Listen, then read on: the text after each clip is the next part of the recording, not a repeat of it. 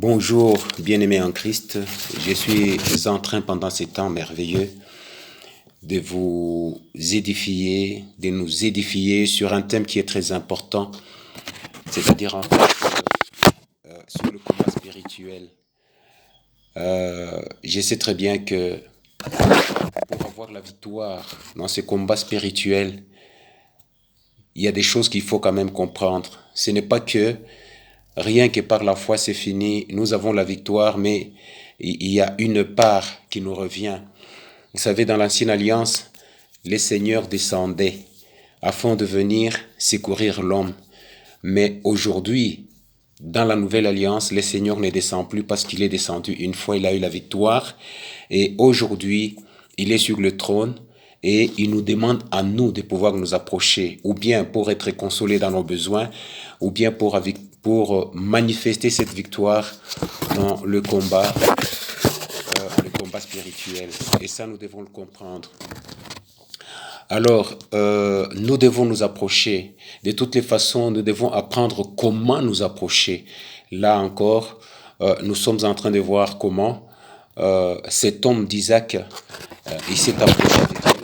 C'est parce qu'il était un holocauste, c'est-à-dire son corps a été consacré à Dieu. La parole de Dieu déclare que le Seigneur a demandé à son père Abraham: écoute Abraham, j'ai besoin que tu puisses m'offrir ton fils en holocauste.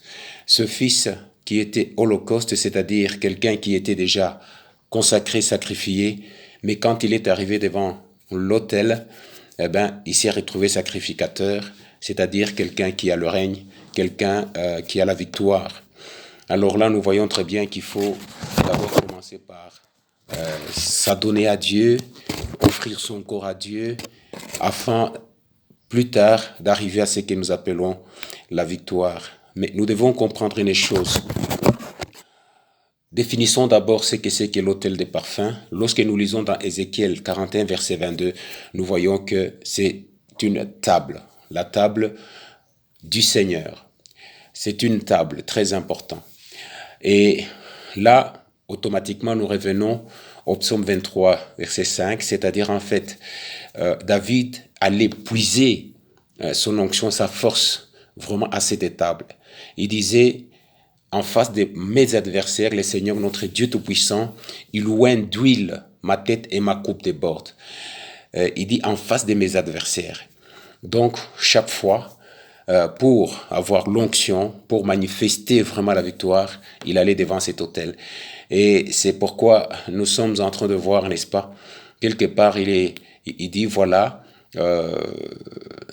pendant que les autres s'adonnent à leur sagesse, pendant que les autres ont confiance en leurs armes charnelles, mais nous invoquons le Seigneur et nous avons la victoire. Et nous voyons cela dans Psaume 20, verset 8. Donc, devant cet autel, c'est l'invocation. Et cette invocation nous apporte la victoire. Alors là, directement, nous voyons, maintenant, nous sommes bien informés, nous avons bien la révélation comment David a eu la victoire sur Goliath. Vous voyez ça? Donc Goliath, c'était un homme qui était craint partout.